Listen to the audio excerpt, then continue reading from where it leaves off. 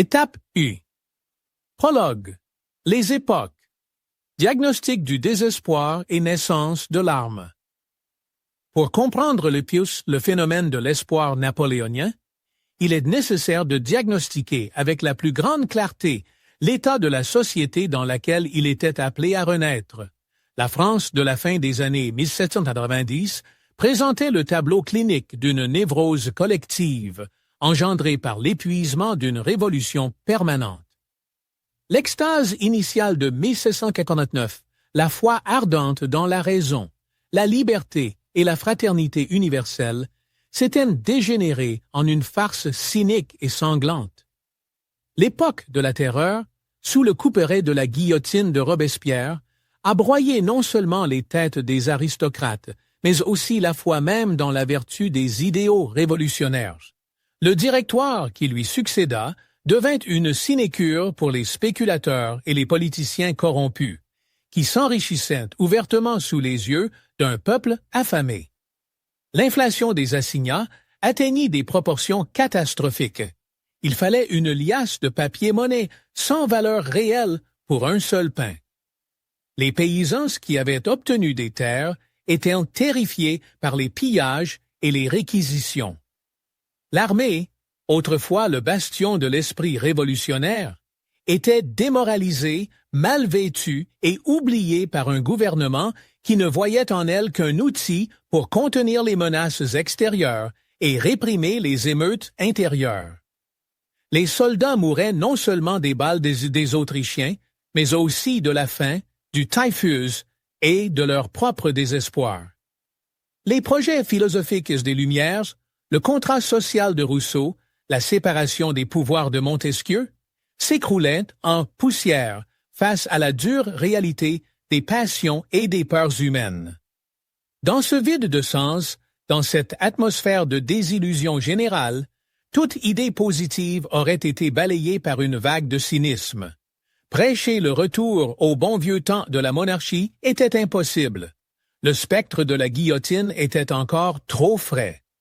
Prêcher la poursuite de la Révolution était tout aussi vain, car la Révolution avait dévoré ses enfants et recraché leurs os. Il fallait quelque chose de nouveau. Non pas une idéologie, non pas une doctrine, mais une émotion. Une émotion primitive, puissante et rédemptrice. Cette émotion devint l'espoir, mais pas l'espoir calme et contemplatif du philosophe qui s'en remet à un meilleur avenir. Non, c'était une espérance-passion, une espérance-fièvre, l'espoir comme seule alternative à une ruine imminente. C'était une évasion psychologique de la prison d'une réalité sans issue, et c'est cette évasion que sut organiser un jeune général dont le nom n'était d'abord qu'un son étrange sur les lèvres des Parisiens, Napoléon Bonaparte. Son génie résidait dans sa compréhension existentielle du moment. Il comprit que les gens, poussés au désespoir, étaient prêts à croire à n'importe quoi, mais à une seule condition, leur sauveur devait faire preuve d'une foi absolue, presque folle, en lui-même. La confiance devint sa monnaie. Il n'offrait pas de réformes économiques complexes ou de programmes politiques alambiqués. Il proposait un échange simple comme un coup de sabre. Vous me donnez votre foi, votre courage, votre vie, et je vous rends votre dignité, votre prospérité et votre gloire. Il transforma l'espoir abstrait en un contrat tangible. Ainsi, le terrain pour l'utilisation de son arme était parfaitement préparé par l'histoire. Le désespoir avait atteint sa masse critique. Il ne restait plus qu'à y approcher la mèche. Étape 2. La campagne d'Italie, 1796-1797. L'alchimie de la transformation du désespoir en or de la gloire. Examinons maintenant en détail le premier grand laboratoire où Napoléon mena ses expériences sur l'espoir. La campagne d'Italie. Lorsque le général de 27 ans arriva à Nice pour prendre le commandement de la prétendue armée d'Italie, il découvrit non pas des troupes, mais un rassemblement de squelettes vivants vêtus de haillons. Voici des extraits des rapports de l'époque. Les soldats n'avaient pas été payés depuis des mois. Beaucoup étaient sans bottes, enveloppés dans des capotes déchirées et trouées. La discipline n'était maintenue que par la flagellation et les exécutions, mais même cela n'aidait pas. La désertion était massive. L'esprit de l'armée était brisé. Ce n'était pas une force militaire, mais une foule de désespérés que le destin et un gouvernement indifférent avaient condamnés à une mort lente quelque part en marge de la grande politique. Le premier acte de Napoléon psychologue ne fut pas une inspection, ni un ordre punitif, mais un discours. Sa célèbre proclamation du 27 mars 1796 n'est pas un appel, ni une instruction. C'est le manifeste d'une nouvelle religion où la divinité est le succès et le prophète est lui-même. Voici la citation directe. « Soldats, vous êtes nus, mal nourris. Le gouvernement vous doit beaucoup, mais il ne peut rien vous donner. La patience et le courage dont vous avez fait preuve au milieu de ces rochers sont admirables, mais ne vous procurent aucune gloire. Je veux vous conduire dans les plaines les plus fertiles du monde. De riches provinces, de grandes villes seront en votre pouvoir. Vous y trouverez honneur, gloire et richesse. Soldats de l'armée d'Italie, vous manque-t-il le courage? Analysons ce texte d'un point de vue sémiotique. Diagnostic. Il commence par une constatation impitoyable des faits. Vous êtes nus, mal nourris. Ils ne cachent pas la vérité. Cela crée la confiance. Ils parlent leur langue, celle de la douleur et de la privation. Texte 2 accusations. Le gouvernement ne peut rien vous donner. Il se dissocie du directoire haï. Il n'est pas son représentant. Il est une victime du système, tout comme eux. De 3. Absolutisation de leur souffrance. La patience est admirable, mais ne vous procure aucune gloire. Il affirme que leurs souffrances ont été vaines, dénuées de sens. Cela provoque une dissonance cognitive. Comment cela, nous avons tant enduré et pas de gloire? 4. Promesses. Les plaines fertiles, de riches provinces, honneur, gloire et richesse. Il brosse le tableau d'un paradis, d'un Eldorado. Et ce n'est pas un service à la République, abstrait, mais quelque chose de purement personnel, matériel. Nourriture, vêtements, or, gloire. Un défi. Vous manque-t-il le courage? C'est une manœuvre psychologique magistrale. Il n'appelle pas au devoir, mais à la fierté masculine. Refuser sa proposition serait un signe de lâcheté. Ce fut un contrat scellé non sur papier, mais au niveau de l'inconscient collectif. Il a légalisé leurs désirs les plus sombres et les plus naturels. Le désir de survivre, de s'enrichir, de devenir célèbre. Le pillage, de crime qu'il était, se transformait en butin de guerre légal, en récompense de la bravoure. Et cela a fonctionné. Affamés, à moitié vêtus, les soldats accomplirent l'impensable. Ils franchirent les Alpes enneigées par des sentiers de montagne jugés impraticables pour une armée. Et voici la première victoire, à Montenotte. Puis, Millesimo, Dego, une chaîne de succès. Chaque victoire n'était pas seulement une réussite tactique, c'était la confirmation empirique et tangible de la véracité des paroles de leur général. Il promettait et il tenait. Ses prédictions se réalisaient. Sa propre confiance absolue, presque irrationnelle, dans la victoire devint contagieuse comme une épidémie. Le point culminant de ce processus de création de mythes fut l'épisode du pont de Lodi. Après un combat acharné, les Autrichiens se retirèrent, laissant une arrière-garde couvrir le passage. Les troupes françaises se couchèrent sous le feu nourri de l'artillerie autrichienne. Et c'est alors que Napoléon, risquant d'être tué, mena personnellement l'attaque, se précipitant sur le pont avec un drapeau à la main. D'un point de vue militaire, ce geste était superflu et risqué. Mais du point de vue de la création de mythes, il était génial. Dans l'esprit des soldats, il cessa à jamais d'être un général d'état-major donnant des ordres depuis l'arrière. Il devint le petit caporal.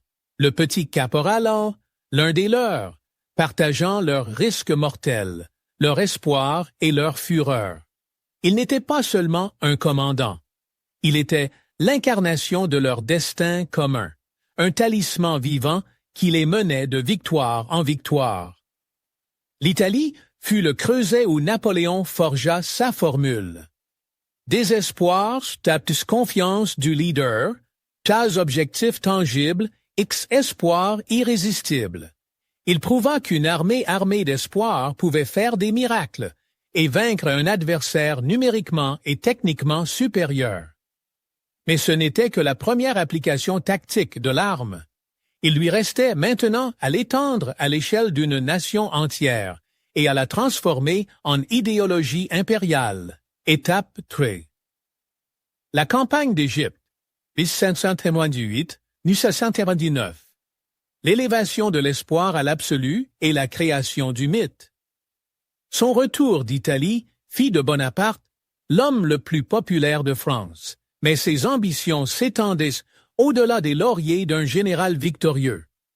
Il sentait que la France, lasse des politiciens du Directoire, aspirait non seulement à l'ordre, mais à un nouveau rêve fédérateur. La rhétorique révolutionnaire était épuisée. Il fallait un nouveau mythe grandiose qui l'élèverait au-dessus des soucis de la politique et ferait de lui une figure de stature planétaire. Et Napoléon le créa en tournant son regard vers l'Orient, vers l'Égypte. La campagne d'Égypte, avec la destruction mystérieuse de la flotte et son échec militaire final, est souvent considérée comme une aventure étrange et irrationnelle. Mais si on la considère comme une opération d'application de l'arme de l'espoir, ce fut une manœuvre stratégique géniale, bien qu'en fin de compte infructueuse. Napoléon opéra une transition qualitative de la distribution de biens matériels à l'offre d'une mission spirituelle, civilisationnelle. Il déplaça l'espoir du plan économique à l'existentiel. Il ne menait plus simplement une armée. Il menait l'Institut d'Égypte, tout un état-major de 167 savants, mathématiciens, astronomes, ingénieurs, chimistes, biologistes, artistes, écrivaines. Il emportait avec lui non seulement des canons et des boulets, mais aussi des livres, des imprimeries, des instruments scientifiques. Dans ses proclamations, il se présentait non comme un conquérant, mais comme un libérateur, apportant la lumière de la connaissance et du progrès à un Orient despotique et arriéré. Il n'appelait plus à l'espoir de l'or, mais à l'espoir de l'immortalité, à la participation à la grande œuvre de la renaissance d'une ancienne civilisation. S'adressant à ses soldats avant le débarquement, il déclara « Soldats, 40 siècles vous contemplent du haut de ces pyramides. » Analysons cette phrase. Ce n'est pas qu'un procédé rhétorique. C'est un acte de pensée magique. Il plaçait ses soldats épuisés et effrayés, souffrant de la chaleur et de la dysenterie, dans le contexte de l'histoire mondiale. Il leur disait « Votre combat d'aujourd'hui n'est pas qu'une escarmouche dans le sable. C'est un événement dont l'éternité se souviendra. Vous n'êtes pas de simples soldats français. Vous êtes les héritiers d'Alexandre le Grand et de César, des créateurs d'histoire dont les noms seront inscrits dans les annales à côté de ceux des pharaons. » Il leur offrait l'espoir de la transcendance, du dépassement de la fragilité de leur propre existence par la participation à l'éternité. Même lorsque la situation stratégique devint catastrophique, la destruction de la flotte à Aboukir coupa l'armée de la France, les épidémies de peste décimèrent dès ses tolérants. Les détachements ennemis harcelèrent Patiente par des raids de guérilla. Napoléon continua à fabriquer de l'espoir. Il participa aux travaux des savants, fonda des imprimeries, étudia le Coran, essayant de se présenter comme le protecteur de l'islam. Il créait l'apparence d'une vie normale, d'une mission civilisatrice qui se poursuivait malgré tout. C'était l'espoir comme forme de négation de la dure réalité. Le retrait d'Égypte et le retour secret de Napoléon en France à l'automne 1799 furent présentés par lui non comme une fuite d'un navire qui coule, mais comme une démarche forcée pour sauver la patrie qui était en nouveau danger. Et, chose étonnante, on le crut. Il revint non comme un général vaincu qui avait abandonné son armée, mais comme une figure mythique, enveloppé d'une auréole romantique de l'Orient, un homme qui s'entretient avec les sphinx et découvre les secrets des civilisations anciennes. L'expédition militaire ratée se transforma en une victoire de propagande grandiose. Aux yeux d'une France lasse de la grisaille et de la réalité, il était l'incarnation vivante de l'espoir que le pays puisse redevenir grand, puisse apporter la civilisation au monde, puisse faire des miracles en surmontant tous les obstacles. La campagne d'Égypte démontra que l'espoir, élevé à l'absolu, peut devenir plus fort que les défaites militaires. Il peut transformer un fiasco tactique en un triomphe stratégique de l'esprit. Il prépara le terrain pour son plus grand acte politique. Sa transformation de général en dirigeant, étape 4. Le consulat et l'empire, l'institutionnalisation de l'espoir, de l'acharisme au système. Le retour de Napoléon d'Égypte en octobre 1799 trouva la France au bord de l'effondrement. Le Directoire n'était pas seulement impopulaire, il était un cadavre politique se décomposant sous les yeux de la nation. Les caisses étaient vides, la corruption avait atteint des sommets, la guerre civile faisait rage dans les provinces et les armées de la deuxième coalition menaçaient à nouveau les frontières. Le vide de pouvoir et de sens était absolu. Dans une telle atmosphère, le coup d'État des 18 et 19, Brumaire, 9-10 novembre 1799, fut moins une prise de pouvoir qu'un acte chirurgical auquel la nation elle-même aspirait au fond d'elle-même. Son succès fut assuré non par les baïonnettes des grenadiers dans la salle du Conseil des 500, mais par cet espoir qu'incarnait Bonaparte. Les conspirateurs Sieyès et Ducos l'invitèrent non comme un politicien, mais comme une épée, comme un talisman vivant dont le nom garantissait le soutien de l'armée et des masses. Devenu premier consul, puis empereur des Français en 1804, Napoléon fut confronté à une nouvelle tâche. Il ne pouvait plus se contenter de diriger par la seule force de sa charisme personnel, adressée à un groupe restreint de soldats. Il devait étendre son arme, l'espoir, aux 30 millions de Français et, à terme, à l'Europe conquise. Il était nécessaire de transformer l'espoir d'un élan émotionnel en une ressource étatique stable, prévisible et reproductible. Il lui fallait créer un système, une machine à produire et à distribuer l'espoir.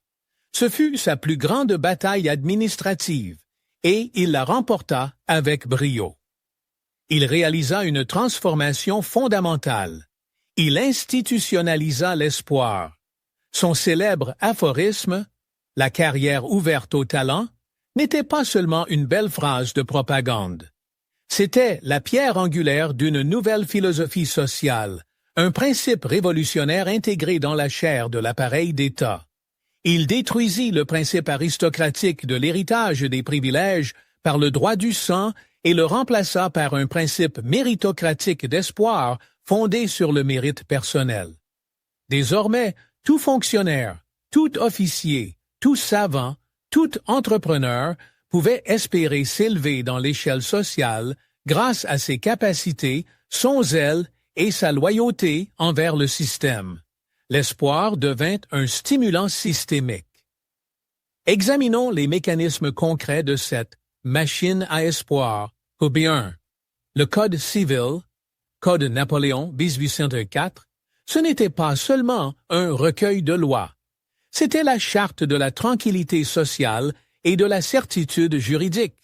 Après les tempêtes révolutionnaires et l'arbitraire du Directoire, le Code donnait l'espoir de la justice et de la stabilité. Il garantissait le droit de propriété, l'espoir pour les paysans et les bourgeois de conserver leurs acquisitions, l'égalité devant la loi, l'espoir pour le tiers-État d'être protégé contre l'arbitraire, et le mariage civil, l'espoir de la liberté de conscience. Le Code devint la fondation légale sur laquelle on pouvait bâtir l'avenir sans craindre que toutes les règles du jeu ne changent le lendemain. Le concordat avec le pape Pie VII, Bisutin. La Révolution avait déclenché une guerre contre l'Église catholique, profané les temples, exilé les prêtres. Cela avait créé une profonde blessure spirituelle dans la nation, en particulier dans le monde paysan. Le Concordat ne faisait pas du catholicisme la religion d'État, mais le reconnaissait comme la religion de la majorité des Français. Par cet acte, Napoléon donna l'espoir de la paix religieuse. Il mit fin au schisme, rendit aux fidèles leur pasteur spirituel, légalisa le culte. Pour des millions de personnes, c'était un espoir non pas politique, mais existentiel, d'un retour à l'ordre et à la miséricorde divine dans leur vie. Les réformes financières et administratives. La création de la Banque de France, 1800. L'introduction d'une nouvelle monnaie stable, le franc germinal en or. La rationalisation du système fiscal. Tout cela donnait l'espoir de la prospérité économique. Banquiers et entrepreneurs obtenaient la stabilité pour investir, les paysans des impôts clairs et fixes. La réforme administrative, la création du système des préfets responsables uniquement devant le centre, élimina l'arbitraire local et donna l'espoir d'une gestion efficace et juste. 4. La création de la Légion d'honneur, 1802. Cette institution fut la quintessence de la méritocratie napoléonienne. Au lieu des blasons et des privilèges de naissance, une décoration unique pour les mérites personnels, accessible au général et aux simples soldats, aux savants et aux fonctionnaires. Recevoir la Légion d'honneur, c'était obtenir la confirmation publique et officielle de sa valeur, l'espoir incarné de la reconnaissance. La noblesse d'empire. Paradoxalement, en créant une nouvelle aristocratie, Napoléon ne renonça pas au principe de l'espoir, il ne fit que le canaliser. Il ne rétablit pas les 1. Anciens titres. Il en accorda de nouveaux pour service rendu. Les maréchaux de l'Empire. Murat, fils d'un aubergiste. Ney, fils d'un tonnelier. Lefebvre, fils d'un mercenaire, devinrent princes et ducs. C'étaient des proof of concept vivants, une preuve tangible pour toute la société que l'ascenseur social fonctionnait à plein régime. Leurs titres n'étaient pas un héritage d'ancêtres, mais une récompense, le symbole de l'espoir réalisé. Ainsi, Napoléon dirigeant créa ce que l'on peut appeler une économie de l'espoir.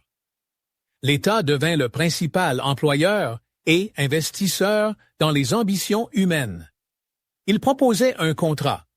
Votre loyauté, votre service, votre talent sont échangés contre un statut social, une prospérité matérielle et une reconnaissance historique. Ce système fut incroyablement efficace. Il mobilisa l'énergie nationale, créa une classe de gestionnaires dévoués et compétents, et éleva le moral de l'armée à des sommets sans précédent. Cependant, un ver rongeur fatal se cachait dans ce système. L'espoir, étant intégré dans la machine d'État, en vint à dépendre du fonctionnement incessant de cette machine. Et le moteur principal de cette machine était la guerre. La guerre fournissait des butins pour le trésor, des territoires à distribuer aux nouveaux aristocrates, de la gloire pour les soldats et les généraux. La paix signifiait la stagnation, la réduction des opportunités de carrière, l'incapacité de tenir de plus en plus de nouvelles promesses. L'Empire napoléonien, construit sur l'espoir dynamique, était voué à l'expansion permanente. Il devait soit croître, soit périr. Et cela nous mène à l'apogée et au début du déclin, étape fin, apogée et premières fissures, 1805-1811. l'espoir comme exportation impériale est son revers de la médaille. La période entre Austerlitz, 1805, et Wagram, 1809, fut le zénith de la puissance napoléonienne. Ce fut l'ère des victoires éclatantes, où son arme, l'espoir, semblait fonctionner parfaitement, non seulement à l'intérieur de la France, mais aussi au-delà de ses frontières. Cependant, c'est précisément au cours de cette période qu'apparurent les premières fissures à peine perceptibles dans le monolithe de son système. L'espoir qu'il portait aux autres nations commença à révéler sa nature dialectique, se transformant en son contraire. L'espoir comme outil de politique étrangère. Après la défaite des troisième et quatrième coalitions, Napoléon devint le maître de l'Europe continentale. Mais il était impossible et ruineux de la gouverner par la seule force des armes. Il exporta donc sa « machine à espoir ». Dans les territoires conquis et dépendants, il apporta le Code Napoléon, l'abolition des corvées féodales, la sécularisation et la réforme administrative. Pour de nombreux membres des classes éduquées d'Allemagne, d'Italie, de Pologne et de Hollande, ces armées n'apportèrent pas l'asservissement, mais la libération des régimes absolutistes vermoulus. Ils voyaient en lui l'incarnation des idées des Lumières, un modernisateur brisant les anciennes restrictions de classe. Des intellectuels allemands, comme Johann Goethe, accueillirent d'abord favorablement les Français. La Confédération du Rhin, créée sous l'égide de Napoléon, abolit des centaines de principautés féodales naines, introduisant une administration plus rationnelle.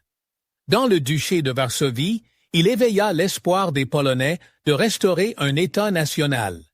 Il leur donnait l'illusion qu'en le servant, ils servaient la cause de leur propre renaissance nationale. C'était une force puissante qui déstabilisait ses ennemis de l'intérieur et lui assurait la loyauté de nations entières, du moins pour un temps. La naissance du nationalisme, le revers de l'espoir. Cependant, c'est là qu'apparut le défaut fondamental de sa stratégie. Les principes qu'il imposait, égalité, citoyenneté, souveraineté nationale, même limitée, finirent par travailler non seulement pour lui, mais aussi contre lui. Les Allemands, les Italiens, les Espagnols, ayant goûté aux fruits de la modernisation et commençant à se sentir non plus de simples sujets d'États fragmentés, mais des membres de grandes nations, associèrent progressivement ces nouvelles idées, non pas à la domination française, mais à leur propre libération nationale. L'exemple le plus frappant fut l'Espagne. Napoléon, après avoir déposé les Bourbons et placé son frère Joseph sur le trône, agit selon son schéma habituel. Il apporta aux Espagnols des lois progressistes, une constitution, l'abolition de l'Inquisition. Il leur donnait l'espoir de la modernisation, mais il ne tint pas compte de la profondeur du conservatisme populaire et de l'attachement à l'ancienne dynastie. Pour le paysan et le moine espagnol, le français n'était pas un libérateur, mais un envahisseur impie qui profanait leur sanctuaire. L'espoir proposé par Napoléon fut rejeté. En réponse, naquit un espoir féroce et fanatique d'expulser l'envahisseur et de restaurer l'ancien ordre, incarné par la guérilla brutale. La plaie espagnole épuisa lentement les ressources de l'Empire. Elle démontra que le projet universaliste de l'espoir napoléonien pouvait se heurter à un mur infranchissable d'identité locale et engendrer une antithèse d'espoir, l'espoir de la résistance nationale. Les fissures intérieures. Même à l'intérieur de la France, des signes de fatigue devinrent visibles vers 1810-1811. Le blocus continental, dirigé contre l'Angleterre, frappa durement l'économie française, en particulier les villes portuaires et les industries dépendantes des matières premières coloniales. La bourgeoisie, à qui l'on avait donné l'espoir de s'enrichir, commençait à perdre ses bénéfices. La paysannerie était épuisée par les levées incessantes dans l'armée, le tribut de sang payé par l'Empire. des centaines de milliers de jeunes hommes mouraient sur les champs de bataille d'Europe. Pour leurs familles, l'espoir de la gloire pâlissait face à la perte éternelle. Ainsi, au moment de sa plus grande puissance, le projet napoléonien portait déjà les graines de sa destruction. L'espoir, cette arme puissante, commençait à rater son coup. Il exigeait de plus en plus de victoires, de plus en plus de ressources pour être maintenu. Le système, construit sur la dynamique du succès permanent, devenait l'otage de ce succès. Tout échec majeur pouvait provoquer une réaction en chaîne. Et un tel échec se profilait déjà à l'horizon, sur les plaines enneigées et illimitées de Russie. Étape 6, 1112, la campagne de Russie. Anatomie de l'effondrement de l'espoir. L'invasion de la Russie en 1812 ne fut pas seulement une erreur militaire, mais un échec fondamental de tout le système napoléonien bâti sur l'espoir. Ce fut une expérience grandiose dans laquelle son arme fut testée dans des conditions radicalement différentes de tout ce qu'il avait rencontré auparavant. Et elle se brisa. La grande armée comme conglomérat d'espoir déclina. En traversant le Niémen en juin 1812, Napoléon ne menait pas une force monolithique unie par une foi commune, comme autrefois, mais une coalition multinationale mue par des impulsions diverses, souvent contradictoires. Pour les vétérans, ayant traversé des dizaines de batailles, l'espoir de gloire et de richesse s'était émoussé, se transformant en une routine professionnelle mélangée à de la fatigue. Ils étaient gavés de guerre. Pour les nouvelles recrues et les soldats des États vassaux, Prussiens, Autrichiens, Italiens, Polonais, cette guerre était étrangère. Leur espoir était faible, alimenté non par l'enthousiasme, mais par la discipline et la peur de l'empereur. La France elle-même, restée en arrière, montrait des signes de saturation d'espoir. La bourgeoisie murmurait à cause du blocus continental. Les paysans étaient épuisés par les enrôlements incessants. L'impulsion initiale qui avait transformé la nation s'épuisait. La Grande Armée était une ombre redoutable des anciennes armées révolutionnaires, mais une ombre privée d'une partie de son feu vital. La stratégie russe, la guerre contre l'espoir. Le commandement russe, d'abord sous Barclay de Tolly, puis Kutuzov, mena, intuitivement ou consciemment, une guerre non pour anéantir les effectifs ennemis, mais pour anéantir son espoir. Ils refusèrent de livrer la bataille décisive sur laquelle Napoléon comptait tant, au lieu d'un Austerlitz qui aurait insufflé la confiance dans ses troupes et tout résolu d'un seul coup. Ils lui offrirent un retrait sans fin dans les vastes étendues désertes. Nous sommes ici face à un point philosophique crucial. Pour être efficace, l'espoir doit reposer sur une réalité au moins minimalement prévisible et gérable. Napoléon offrait à ses soldats l'espoir de la victoire au combat. Mais les Russes ne donnaient pas de combat. Ils leur offraient l'espoir de simplement survivre à cette marche interminable. Sous un soleil de plomb, sous des pluies torrentielles, dans la boue, sans provisions adéquates. L'espoir se dégrada du niveau du bâton de maréchal à celui de l'espoir d'une gorgée d'œufs et d'un morceau de biscotte rassis. La tactique de la terre brûlée porta un coup dévastateur à la base matérielle de l'espoir napoléonien. Il n'y avait pas de ville riche à piller, pas de dépôt de provisions qui avait tant remonté le moral des soldats en Italie et en Allemagne. La promesse de plaines fertiles se transforma en un désert où même les puits étaient empoisonnés. Le sac du soldat, qui contenait autrefois, disait-on, le bâton de maréchal, était maintenant vide ou rempli de babioles pillées mais inutiles dans le désert. L'arme de l'espoir, habituée à un retour rapide, fit long feu. Borodino. La victoire à la Pyrrhus sur l'espoir. La bataille de Borodino, la Moskowa, fut un tournant. Ce fut un hachoir à viande sanglant, d'une brutalité sans précédent. Les Français, au sens tactique, remportèrent la victoire, mais ce fut une victoire qui ne résolut rien.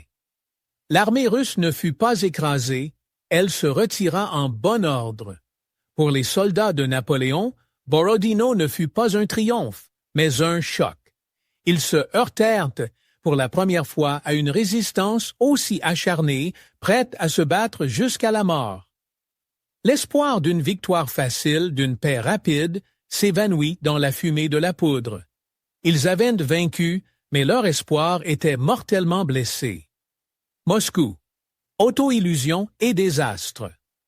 L'entrée dans Moscou abandonnée et en flammes fut l'acte final de ce drame. Moscou n'était pas un trophée, ni un but tant désiré, mais un piège gigantesque, l'incarnation physique de l'échec de tous les calculs. Au lieu d'une délégation de boyards avec les clés de la ville, le silence et une mer de feu. Napoléon, enfermé dans le Kremlin vidé, se retrouva pour la première fois dans une situation qu'il ne pouvait contrôler par ses méthodes habituelles. Ces célèbres paroles de cette période. Moscou n'est pas une ville, c'est un désert avec des maisons, sont un aveu de la perte totale d'orientation.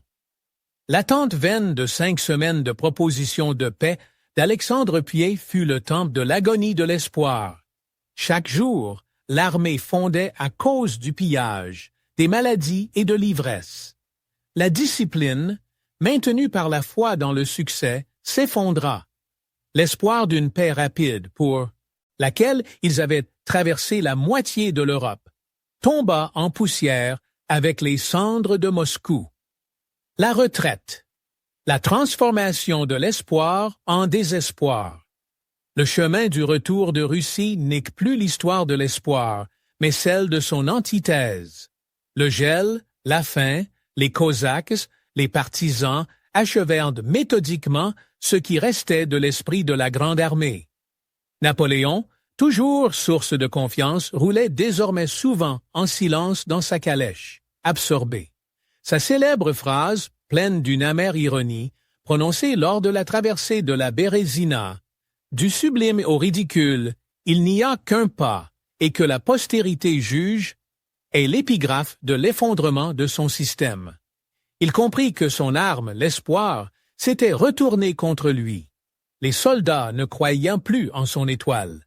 Ils n'espérant plus que revoir leur foyer, et pour beaucoup, même ce dernier et misérable espoir ne se réalisa pas. La campagne de Russie prouva que l'espoir est une arme à double tranchant, dépendante du contexte. Il n'est pas tout-puissant face à l'espace, au climat et à la volonté inébranlable d'une autre nation. Lorsque la réalité cesse de céder au mythe, l'espoir éclate comme une bulle de savon, ne laissant derrière lui que le désespoir glaçant et l'amère conscience de la supercherie. Étape 7. Le déclin de l'Empire. 1813-1815. Agonie et douleur, fantôme de l'espoir. Le retour de Napoléon de Russie en décembre 1812 fut le retour d'un fantôme. L'Empire, construit sur l'espoir, se fissurait de toutes parts. La catastrophe fut rendue publique, et la terreur qu'elle sema fut plus forte que n'importe quelle défaite militaire. Cependant, l'agonie du système s'étira encore 3 ans, durant lesquels nous observons des tentatives douloureuses, de plus en plus vaines, de ressusciter l'ancienne arme. La guerre de la 6e coalition, 1813-1814. L'espoir en position défensive. Napoléon fit preuve de miracles d'énergie, créant littéralement à partir de rien une nouvelle armée. Mais ce n'était plus la même force. Dans ses rangs se battaient de jeunes recrues, presque sans entraînement, les Marie-Louise, nommées ainsi d'après l'impératrice qui avait signé le décret de conscription. Ses appels à eux étaient différents. Il ne leur promettait plus les richesses de l'Orient ou la gloire de César. Il en appelait au patriotisme, à la défense du sol national contre les envahisseurs. L'espoir de forces offensives et expansionnistes s'était transformée en une force défensive et désespérée. La Grande bataille des Nations, à Leipzig, en octobre 1813, devint le symbole de ce changement. Contre Napoléon se battait non seulement une coalition de monarques, mais les sentiments nationaux éveillés des Allemands, Suédois, Autrichiens. L'espoir qu'il leur avait autrefois apporté, le code dans une main et le canon dans l'autre, se retourna contre lui, se déversant en haine de l'oppresseur étranger. Sa propre rhétorique de souveraineté nationale et de liberté fut utilisée par ses ennemis. Il perdit la bataille non seulement sur le champ de combat, mais aussi dans l'espace idéologique. La première abdication et l'exil à l'île d'Elbe, 1814. L'illusion de la fin. L'abdication à Fontainebleau fut la reconnaissance formelle de l'échec. L'histoire semblait mise en pause, mais c'est là que se produit un phénomène étonnant qui démontre la force d'inertie de l'espoir et sa capacité de régénération sous forme de nostalgie. Les 100 jours. 1815. La résurrection du fantôme. Le retour de Napoléon de l'île d'Elbe en mars 1815 est un cas unique dans l'histoire mondiale, que l'on peut appeler le triomphe de l'espoir sur la réalité. Lorsque Napoléon débarqua au golfe Juan, il était seul, avec une poignée de fidèles partisans. Contre lui étaient mobilisées toutes les ressources de la monarchie des Bourbons restaurée. Le roi Louis XVIII envoya contre lui le maréchal Ney, qui jura de ramener Napoléon dans une cage de fer. Et que se passa-t-il? Régiment après régiment, envoyés pour l'arrêter ou le tuer, passèrent à son côté. Pourquoi? Parce que pendant les 10 mois de règne des Bourbons, l'espoir que donnait Napoléon n'était pas mort, il était seulement étouffé. Les Bourbons, avec leur tentative de restaurer les anciens ordres, les intrigues de cour et l'atteinte aux intérêts de l'armée et de la bourgeoisie, avaient humilié cet espoir. Ils avaient rappelé à la France la monotonie et la grisaille de la vie sans grand but. Et lorsque le symbole vivant de ce but, de ce grand espoir, réapparut, il s'enflamma avec une force incroyable, presque irrationnelle. La marche de Napoléon sur Paris ne fut pas une opération militaire, mais une procession triomphale, le vol de l'aigle. Il disait « Avec l'aigle de ma puissance, j'apporterai l'espoir. » Et il avait raison. Pendant ces 100 jours, l'espoir ressuscita. Mais ce n'était plus la force créatrice de 1800. C'était un espoir nostalgie, un espoir équerre, voué à une extinction rapide. C'était un fantôme, évoqué par la mélancolie de la grandeur perdue, Waterloo, 18 juin 1815. Le final. La bataille de Waterloo fut la fin logique. Là, se rencontrèrent non seulement des armées, se rencontrèrent l'espoir déclinant, mais encore furieux de Napoléon et le nouvel espoir obstiné de ses adversaires, l'espoir de l'Europe pour la paix, la stabilité et l'ordre incarné par le méthodique et inflexible Wellington. La défaite fut définitive. L'espoir qu'il avait ressuscité s'avéra un fantôme. Il ne put résister à la réalité froide et calculée des armées de la coalition, à la trahison de ses propres maréchaux comme Grouchy et au poids des erreurs passées. La seconde abdication mit un point final à cette épopée. Napoléon, privé de son arme principale, s'embarqua pour la dernière étape, la plus inattendue, de sa vie, l'étape où il allait reforger l'arme brisée de l'espoir en arme éternelle de la légende. Étape 8. Sainte-Hélène. L'alchimie de la mémoire. Refondre la défaite en immortalité. L'exil sur la lointaine île de Sainte-Hélène perdue dans l'Atlantique semblait l'acte final de la tragédie. Une mort lente et humiliante dans l'oubli. Mais Napoléon, ce plus grand maître du travail, avec les substances immatérielles, accomplit ici sa dernière et peut-être la plus géniale opération. Privé de pouvoir, d'armée, d'avenir, il se tourna vers la seule ressource qui lui restait. le passé.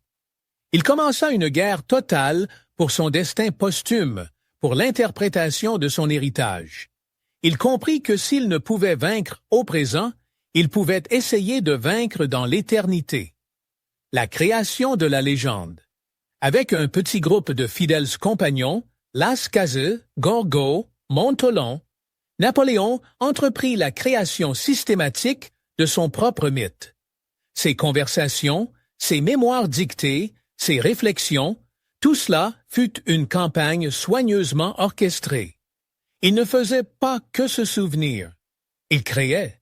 Il recontextualisait ses défaites, leur trouvait des justifications, trahisons, accidents fatals, élevait ses motivations au rang de hautes idées philosophiques.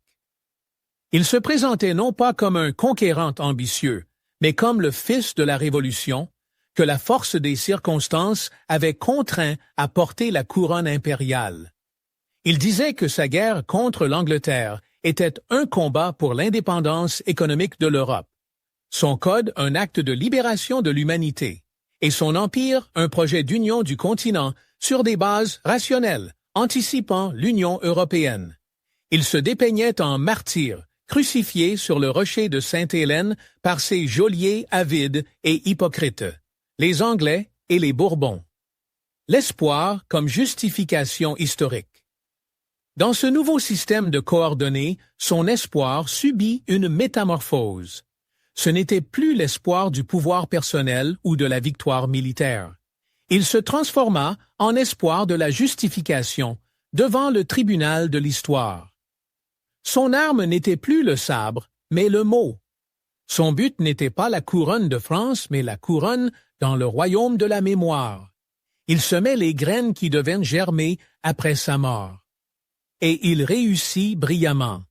L'image de Napoléon souffrant, du génie emprisonné au milieu de l'océan, s'avéra non moins puissante que l'image de Napoléon vainqueur.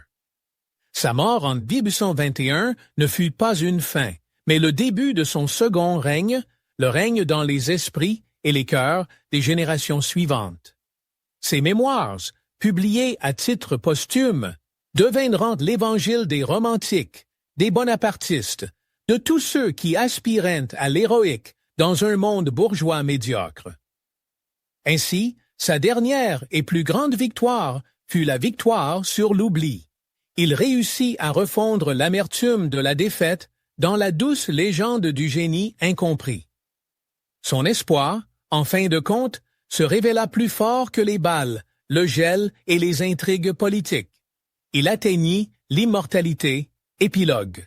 Les leçons de l'histoire. L'espoir comme feu prométhéen et boîte de Pandore. L'analyse du phénomène napoléonien à travers le prisme de l'espoir nous permet de tirer plusieurs conclusions fondamentales dont la portée dépasse largement la science historique. L'espoir comme le plus puissant catalyseur social. Napoléon prouva que l'espoir, correctement dirigé et institutionnalisé, est capable de mobiliser l'énergie collective avec une efficacité incomparable à la contrainte ou à l'intérêt matériel. La peur force à l'obéissance, le calcul à agir dans son propre intérêt. Mais l'espoir, à faire des miracles, à aller à la mort, à transformer la réalité. Il transforme une foule en une armée en une nation, et une nation en un empire. Il est le carburant de la percée historique. La dialectique de l'espoir. Création et destruction. Cependant, comme tout catalyseur puissant, l'espoir est instable. Il crée une dépendance. Le leader ou le système qui en fait son arme principale est voué au mouvement permanent vers l'avant. L'arrêt, le retard et encore plus la retraite sont perçus comme une trahison et mènent à une démobilisation instantanée de l'esprit. L'espoir, non soutenu par la réalité, se transforme en son contraire, en cynisme, apathie et désespoir, qui rongent le tissu social plus rapidement que n'importe quel ennemi extérieur. Il est semblable au feu.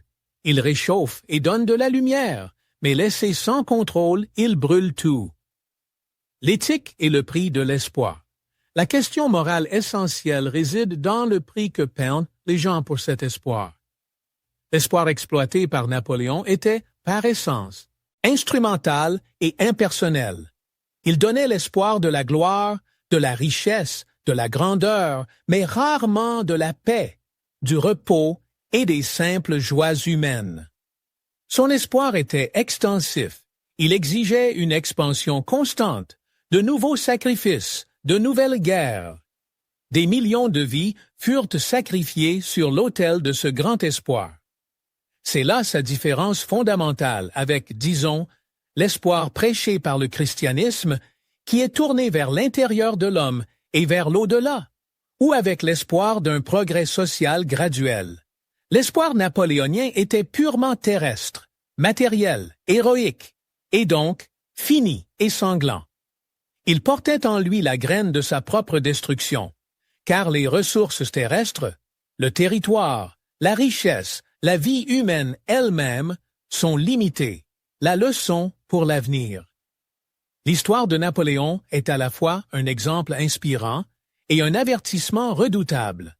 Elle nous enseigne que l'espoir est la plus grande force donnée à l'homme et à la société. Il peut ériger des empires à partir des cendres des révolutions et entraîner des millions de personnes. Mais s'il est aveugle, insatiable et sans limite morale, il peut conduire à des hécatombes de victimes et finalement à la solitude sur une île lointaine au milieu de l'océan, à la fois matériel et métaphorique. La leçon est que l'espoir ne doit pas être la seule arme dans l'arsenal d'un dirigeant ou d'une nation. Il doit être accompagné de la sagesse, de la modération, du calcul sobre et, surtout, de la conscience des limites, tant les siennes propres que celles imposées par l'ordre mondial et la simple moralité humaine. Sinon, l'espoir, de feu prométhéen porteur de lumière et de progrès, se transforme en boîte de Pandore, libérant dans le monde tous les maux et toutes les guerres, à l'exception d'un seul, resté au fond, cet espoir exsangue et estropié, mais toujours vivant, de la rédemption finale et de la paix. Napoléon Bonaparte fut un titan qui vola le feu de l'espoir pour ses propres fins. Il en éclaira une époque entière, mais finit par brûler dans ses flammes. Son histoire restera à jamais un monument, à la fois à la puissance illimitée de l'espoir humain et au prix terrible qu'il peut exiger pour sa réalisation.